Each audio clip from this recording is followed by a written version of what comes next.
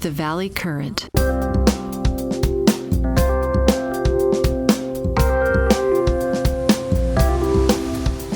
In August 2026, Russia basically threatened the United Kingdom with nuclear war over a drone shipment. Yeah, a massive drone shipment. Right. And if you look at the mathematical, historically proven, fundamentally correct response for the UK government in that exact scenario, it is to do absolutely nothing, just ignore it. Which is really hard to do. It is. It's totally counterintuitive. But today we are looking at why the rigorous mechanics of game theory tell us to basically completely ignore these scary geopolitical headlines, and how public threats often reveal weakness rather than strength. Right, because we are so conditioned by daily news cycles to just react to the loudest, most aggressive statements. I mean, it's human nature. But when you apply a mathematical framework to statecraft, the whole picture shifts. Completely shifts. And we have the perfect roadmap for this shift today. We're doing a deep dive into a brilliant August 2026 geopolitical and strategic report. It's from Computer Law Group LLP, authored by Jack Russo. And it takes this highly specific real-time crisis between London and Moscow and just runs it through this massive data-driven game theory filter. Yeah. So our mission today is to figure out the actual mechanics of a threat. Can a literal piece of paper, a press release, actually change the course of a war? Or is it just, cheap talk? Well, before we get into the timeline, I just want to establish the ground rules for how we're looking at this. Yeah. Because the thesis of the report demands that we completely strip away the emotional weight of the conflict. Right, which is hard. Exactly. Our goal today is not to take a political side or evaluate the morality of the war or, endorse any government's viewpoint. We are strictly parsing the mechanics of statecraft, deterrence, and coercion as they're reported in the source text. Just the math of it. Right. I want to know if these statements actually alter the strategic reality on the ground. Okay, let's unpack this. We'll treat it like a high-stakes physics problem. So let's set up the catalyst. The trigger for this entire standoff happens on August 15th, 2026. The Sunday Times drops just an absolute bombshell of a report. Yeah, they do. Citing Ukrainian and British government sources, they reveal that Ukraine has used British-built long-range drones to strike Russian oil refineries deep inside Russian territory. They even specifically name the targets. Right. Volgograd and Yaroslavl. Yeah. And the geography there is super crucial. I mean, these aren't border skirmishes. Hitting Yaroslavl and Volgograd means penetrating hundreds of miles into sovereign Russian airspace. Which is wild. It is, and the report goes into this crazy forensic detail regarding the arsenal making this possible, which is it's vital for understanding the scale of the UK's commitment here. Oh, the hardware details are incredible. They specifically name a system called the Nyan. It's a jet-powered strike drone manufactured by BAE Systems and Callan Lens, and it's built in Wiltshire, England. We're talking about a machine with a range of over 150 miles, and it's operating alongside Ukraine's own domestic drone, the Firepoint, or FP2. Yeah. And the source text actually includes this incredibly vivid description of an FP2 launching mid-strike, like the exhaust flaming out as it clears the platform. It just paints a picture of a highly sophisticated, relentless campaign. And the Sunday Times disclosure also referenced a second drone, an unnamed British drone. Right, they left the name out. Exactly. Yeah. A catapult launch system boasting a range of over 600 miles. But they deliberately withheld the manufacturer's identity on security grounds. And that specific choice, naming one but hiding the other, it's a massive strategic decision we're definitely going to need to explore later. Yeah, we will circle back to that because it's fascinating. And this whole thing, it isn't just some shadow operation where a few crates fell off the back of a truck, right? No, not at all. This is built on top of a highly publicized, massive procurement program. Back in June 2026, the UK Defense Secretary, Dan Jarvis, stood up and unveiled a £752 million package to supply 150,000 drones. Right. And the absolute kicker here, it's funded by immobilized Russian assets. Yeah.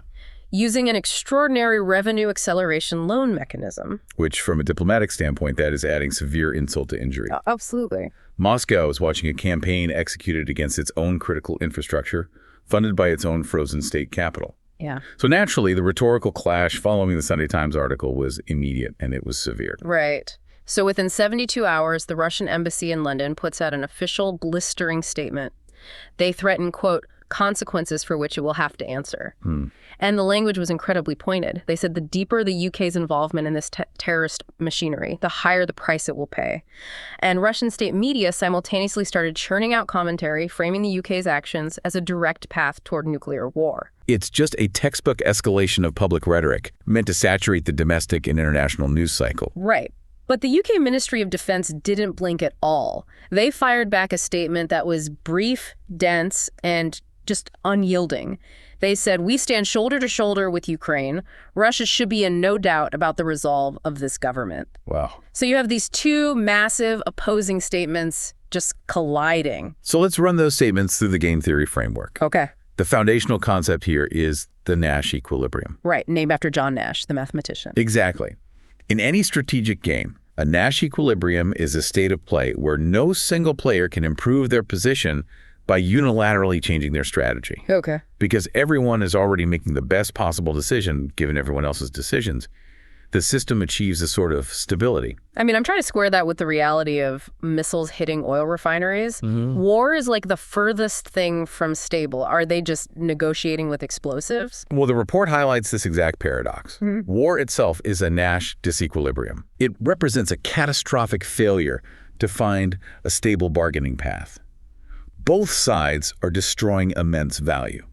Human lives, infrastructure, capital, things that they could have theoretically divided up peacefully if they had perfect information about each other's resolve. Right, but they don't. Right. So war is this violent, dynamic process of searching for a new equilibrium. Meaning, every single press release, every threat is an attempt to force the opponent to settle at a point more favorable to you. Yes. The Russian press release is attempting to shift the UK's calculus. They want the UK to believe the cost of sending the drones is about to skyrocket, which would force London to halt the shipment. Got it. But game theory identifies very specific channels through which words can genuinely alter a strategic game. And the report gives us a 3-test filter. Okay, let's go through the tests. So let's look at the first concept, Oman's correlation device.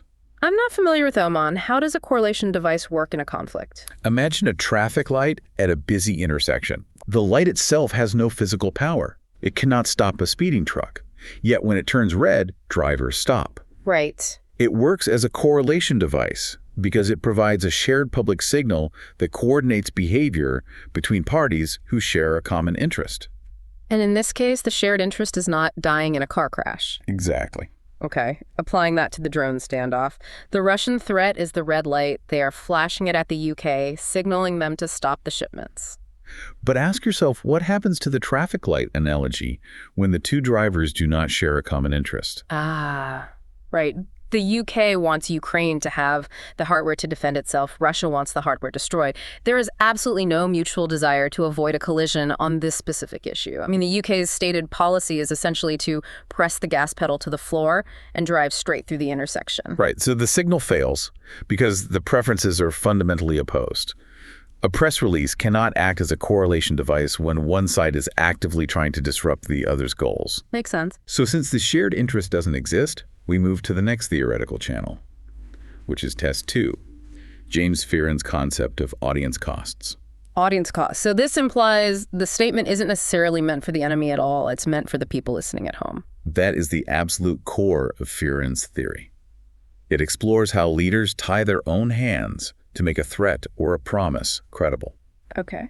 And the theory points out a massive structural asymmetry in global politics between democracies and autocracies. Democracies generate far stronger, far more credible audience costs. Really? Because you would intuitively think an autocrat has the stronger hand. I mean, they don't have to deal with parliament or focus groups or whatever. They just give an order. It seems that way on the surface. But consider the mechanism of accountability. Democratic leaders operate in a fishbowl. Yeah, they do. They face regular elections, aggressive opposition parties, and an independent press. If a British prime minister makes a massive, highly public pledge, like we stand shoulder to shoulder with Ukraine, and then quietly backs down the next day because of a Russian press release, what happens to that prime minister? Oh, they get absolutely eviscerated. The press would tear them apart. Their own party might trigger a leadership challenge, and the voters would punish them at the ballot box for looking weak on national security. I mean, think about how much voters care about a leader's resolve. Exactly.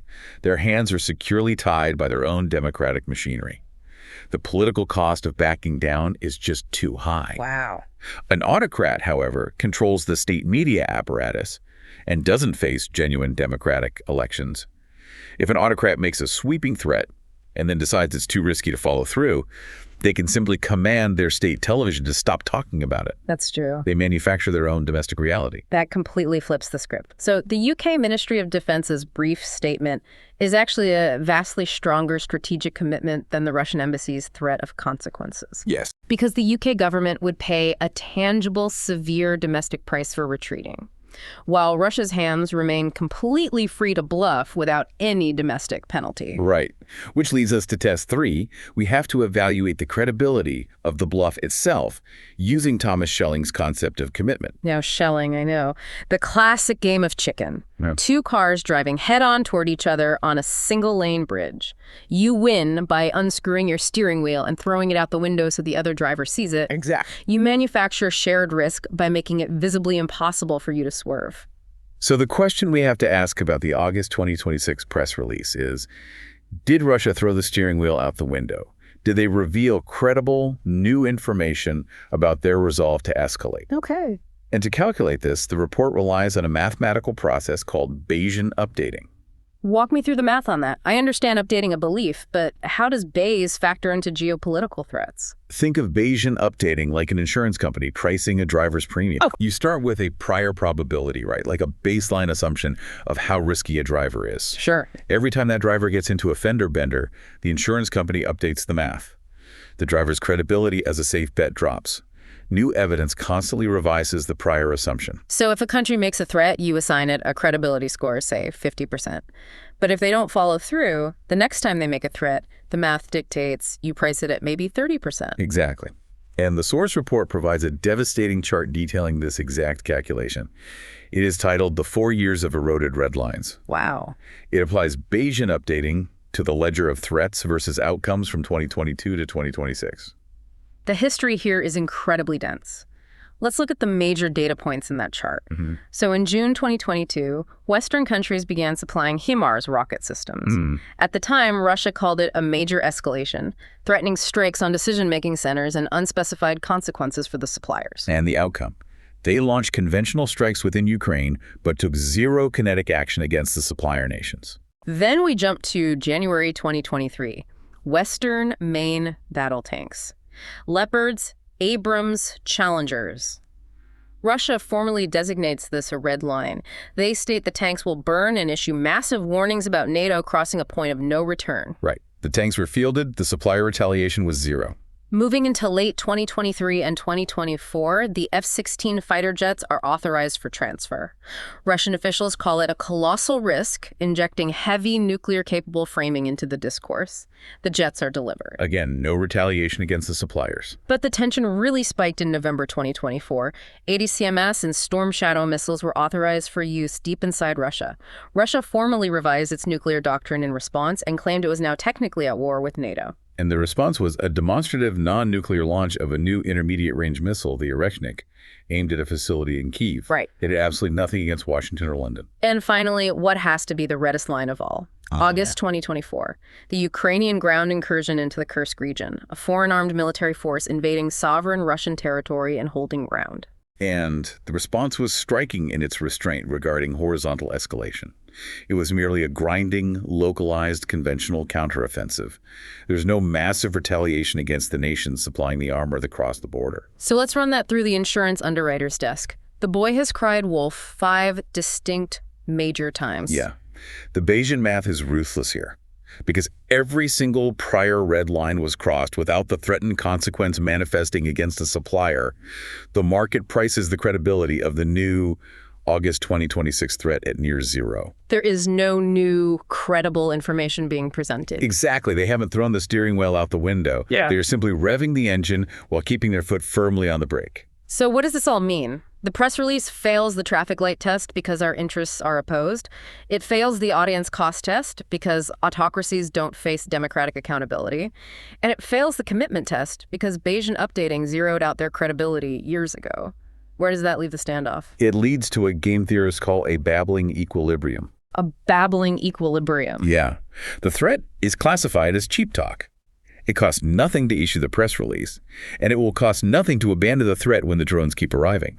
The discourse changes, the headlines look terrifying, but the underlying strategic game remains entirely unchanged. Okay, let me push back on the theory for a second. The mathematical models are elegant. Babbling equilibrium makes sense on paper, but we are dealing with human beings, and human beings feel fear. Sometimes politicians get spooked regardless of what Bayes' theorem says. What does the actual hard historical data show when countries try to bully each other like this? That's a great point, and the report anticipates that exact skepticism. It transitions from pure theory to rigorous empirical data, specifically citing the Sexer dataset, which analyzes militarized compellence threats across a massive time frame, from 1918 all the way to 2001. I need to pause on the terminology. Compellence versus deterrence. I hear these thrown around on news panels interchangeably, but they aren't the same thing, are they? No, they're not. And the distinction is critical to understanding why Russia is failing here. Okay. Deterrence is demanding that an opponent maintain the status quo. You are saying, do not take that future action, or else. Like saying, don't cross this border. Yes. Compellence, on the other hand, is saying, stop what you are already doing right now or else.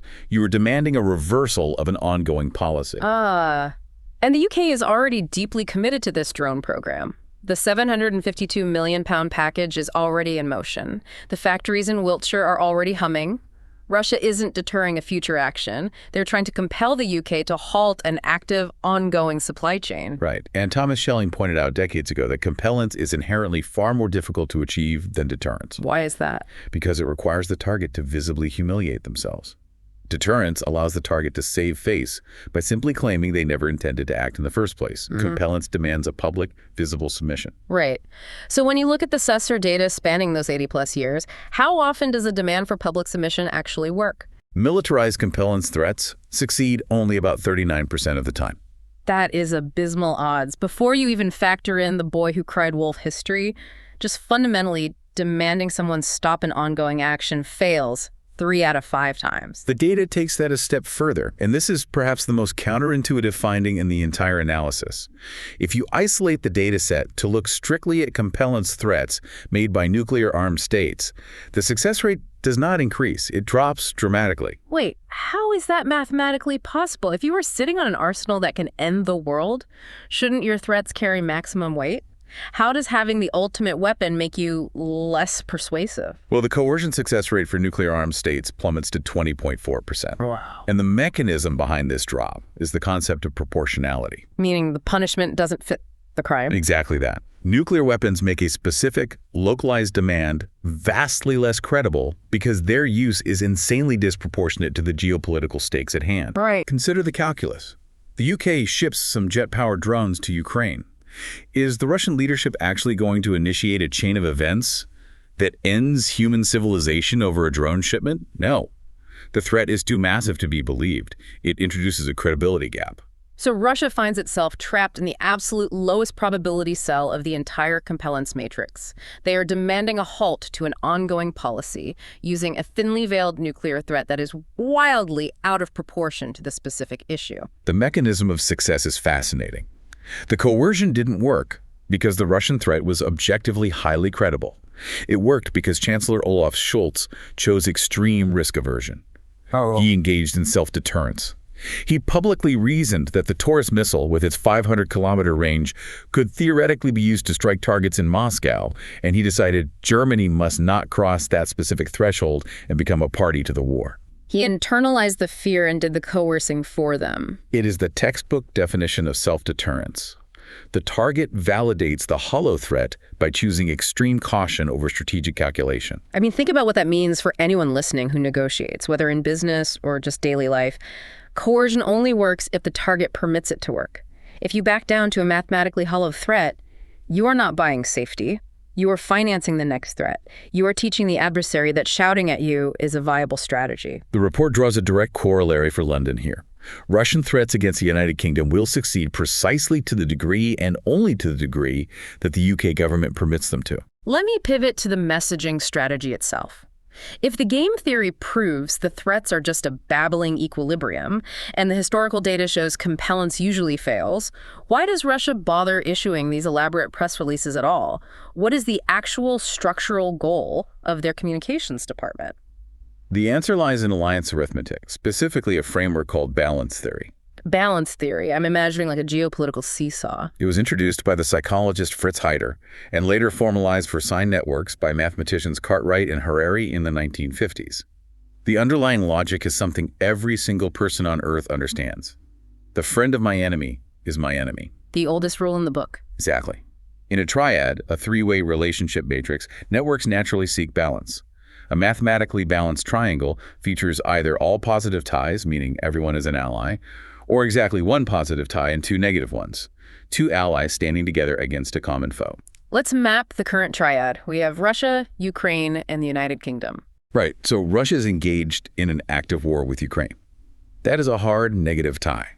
The UK is supplying Ukraine with a massive, highly public, £752 million drone package.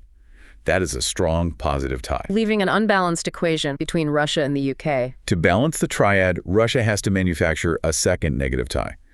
They use the press release and their state media apparatus to rhetorically reclassify the United Kingdom. Okay. They are attempting to move the UK out of the column-marked adversarial third-party supplier and shove them into the column marked co-belligerent or direct accomplice. They are arguing the triad into balance. You supply my enemy, therefore you are my enemy. I have a massive problem with this theory making the leap to reality, though. If Russia is officially and publicly reclassifying the United Kingdom as a legitimate enemy target, if they are calling them an accomplice to terrorism on Russian soil, why aren't cruise missiles raining down on the BAE Systems factory in Wiltshire right now? If they truly view the UK as an enemy, why aren't they fighting them? That is the ultimate question of the conflict. The answer is the invisible physical ceiling hovering over Europe. NATO's Article 5. The Collective Defense Clause. An attack on one is an attack on all. But is Article 5 really a magic shield? It's just ink on a treaty from 1949. Putin has crossed sovereign borders before. He ignored the Budapest Memorandum. Why are we so mathematically certain that Article 5 actually physically prevents a strike on Wiltshire? Because of the escalatory mechanics it triggers. How so? Attacking Ukraine, a non-NATO state, triggered localized sanctions and supply lines. But the United Kingdom is a nuclear-armed founding member of the NATO alliance. A kinetic strike on Wiltshire doesn't just trigger a bilateral war with the UK, it mandates the collective, coordinated military response of 22 nation-states, spearheaded by the United States conventional and nuclear umbrella. Right. It's an automatic tripwire. It fundamentally alters the cost-benefit analysis. The report draws a really compelling historical parallel to the 1983 Euro missiles crisis. During the Cold War, the Soviet Union ran arguably the largest, most aggressive propaganda and press campaign in history to prevent NATO from deploying Pershing II intermediate-range missiles in Western Europe. They threatened catastrophic consequences. And the outcome? Total failure. The NATO alliance held firm, the missiles were deployed, and the Soviet Union absorbed the strategic loss rather than initiating World War III. Supplier coercion directed against a nuclear-armed great power backed by an alliance has virtually no historical record of success. The Article 5 ceiling is real. Okay, here's where it gets really interesting. Because if missiles aren't flying toward London, what is? Because the threat of consequences can't just be thin air. If the 5% tail risk is a direct missile strike, and we know Article 5 makes that highly improbable, what is the actual on-the-ground reality the UK faces? This is Insight 3 from the source text, and it demands our full attention. The analysis dictates that we must stop pricing in the nuclear rhetoric and immediately start pricing in sub-threshold sabotage. The report calls this the UK-specific ledger, and when you read through it, it completely reframes the risk, because you realize Russia isn't just making generic bluffs into the void. They possess a documented, proven history of executing highly disruptive, lethal actions on British soil. The critical operational nuance is how they execute these actions. Right. They operate right up to the microscopic edge of the Article 5 tripwire. Right. They design operations that are damaging and hostile, but calibrated to remain just below the legal threshold of an armed attack that would trigger a full NATO response. The historical anchors for this behavior are chilling. Go back to 2006, the Alexander Litvinenko assassination. They deployed a radioactive isotope, polonium-210, right in the center of London. A UK public inquiry later concluded it was an FSB operation, likely approved at the highest levels. A targeted lethal act that breached British sovereignty but did not constitute an act of war. Then jump to 2018, the Skripal case in Salisbury. They deployed a military-grade Novichok nerve agent in a quiet English city. The primary target was a former spy, but the collateral damage was severe, resulting in the death of a British civilian bystander, Don Sturgis. 2 Russian GRU officers were subsequently identified by British intelligence. Those established the baseline. But the report urges us to look at the immediate context. Look at what has unfolded just recently, running parallel to this very drone escalation. In 2024 alone, the tempo of sub-threshold activity spiked dramatically. It reads like a thriller novel, but it's daily life.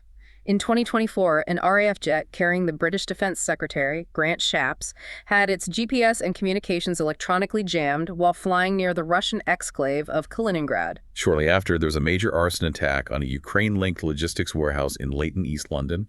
Subsequent arrests and convictions indicated the operation was directed by operatives linked to the Wagner Group. Consider the impact on daily civilian infrastructure. Also, in 2024, an incendiary device ignited inside a DHL freight hub in Birmingham. Yeah, that was crazy. UK counter-terrorism policing later attributed this to the GRU, identifying it as part of a wider, Europe-wide plot involving incendiary parcels. I mean, imagine the disruption if the mail system becomes a vector for sabotage. And the ledger continues into 2025.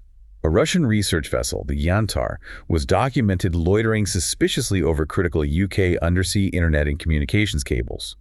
There are also allegations of lasers being directed at RAF air crews monitoring the vessel. Add to that the conviction of a massive 6-member GRU-linked surveillance cell operating out of Bulgaria, tasked with targeting dissidents and monitoring infrastructure. When you compile that ledger, the true operational definition of consequences crystallizes. It is not an intercontinental ballistic missile. It is an incendiary parcel catching fire in a Birmingham sorting office. It is an arson attack on a logistics node in East London. It is localized interference with the undersea cables that power the internet. So the strategic takeaway for the UK government isn't to build fallout shelters or debate nuclear doctrine. It is to pour resources into physical security, put more guards, more cameras, and more cyber defenses around the BAE factories in Wiltshire. Precisely.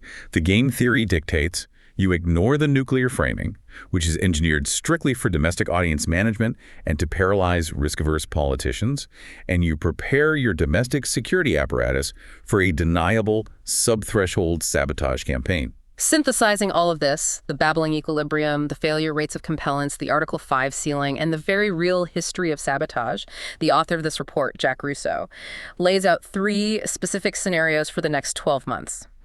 How does the math break down the probabilities? The analysis segments the future into the good, the bad, and the ugly. I am hoping the good carries the highest probability. It does. The author assigns a roughly 70% probability to the good scenario. Yeah. In this outcome, the babbling equilibrium holds firm. The threats remain confined to rhetoric.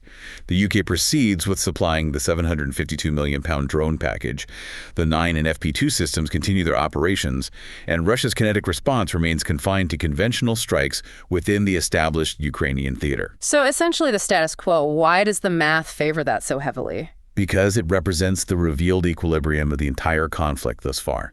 Every single prior Western escalation, tanks, missiles, jets, resulted in extreme diplomatic fury, but 0 direct military action against a NATO supplier. Right. Russia is already fully committed operationally in Ukraine. Deliberately triggering an Article 5 response would be a catastrophic, irrational expansion of a war they are already struggling to resource. That 70% is comforting. But what constitutes the 25% scenario? That is the bad scenario, and it is the genuinely underpriced risk in the public consciousness. A deniable, sustained, sub-threshold sabotage campaign specifically targeting the drone supply chain itself. So actively targeting the named Wiltshire factories or the transport routes. Arson, cyber intrusions, harassing the logistics nodes, moving the hardware from the UK to Eastern Europe.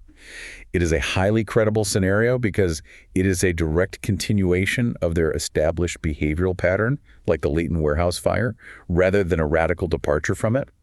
It allows them to punish the supplier while maintaining just enough plausible deniability to avoid an Article 5 declaration. Which leaves the 5% tail risk, the ugly. A roughly 5% probability of an accidental kinetic action that forces a NATO Article 5 decision. Accidental. How does an attack on NATO happen by accident? 4 years of empirical data suggest Russia will not deliberately launch a strike against a NATO member. But the theater of war is chaotic. What if a cruise missile targeting a Ukrainian supply depot suffers a targeting failure and impacts a staging area just across the border in Poland or Romania? What if an interceptor drone strays into Allied airspace and causes fatal civilian casualties? It is Thomas Schelling's concept of the threat that leaves something to chance operating inadvertently.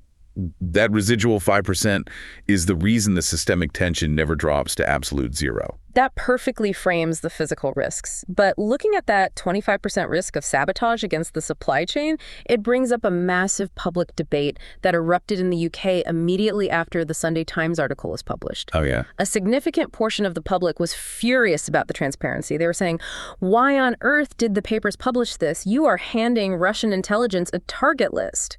The government should have issued a D notice to shut the story down. The transparency dilemma is a crucial component of modern statecraft.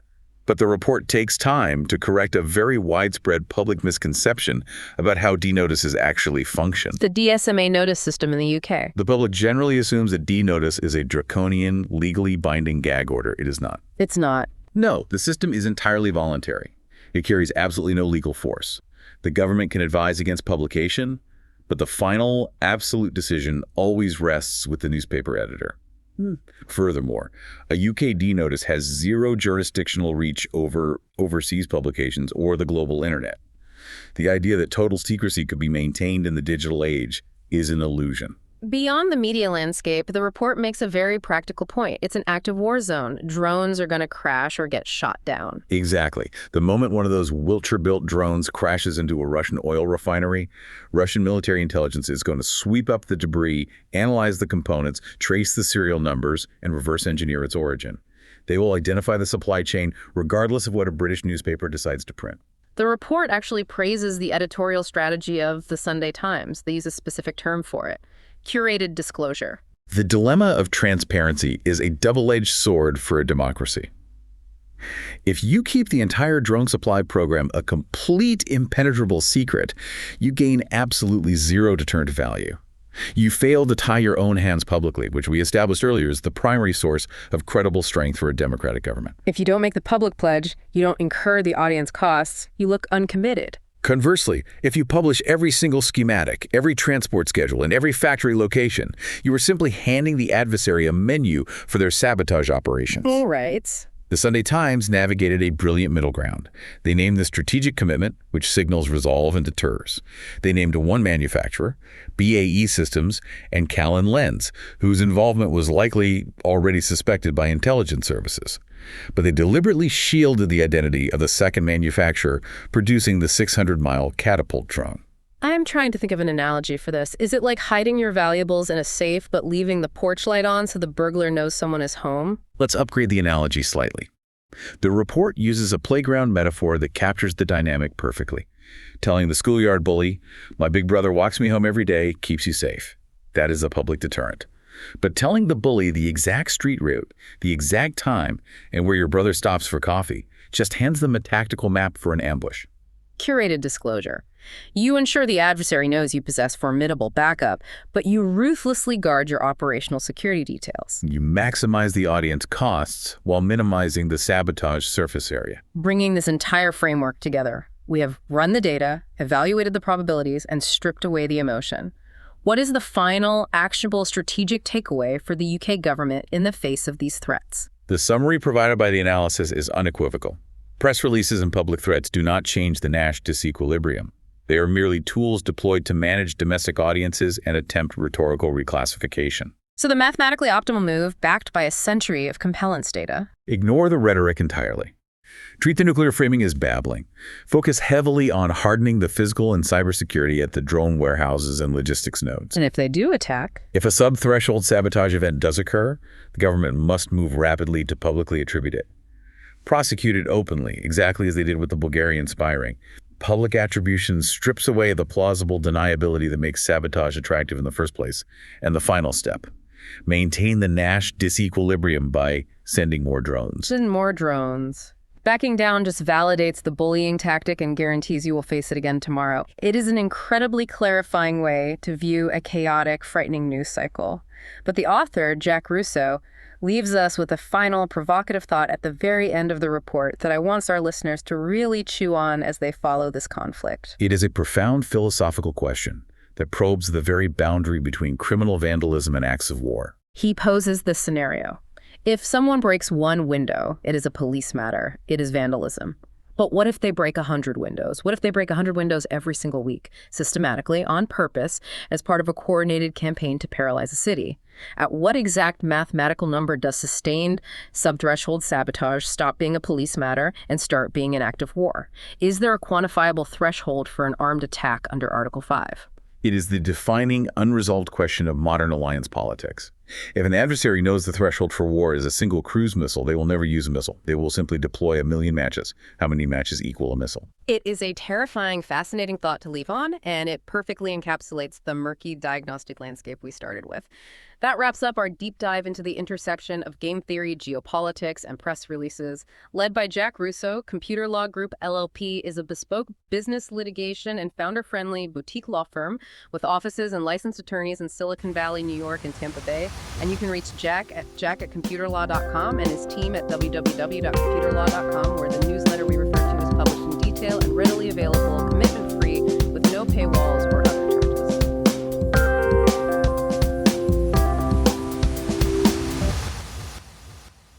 Tune in next time on The Valley Current.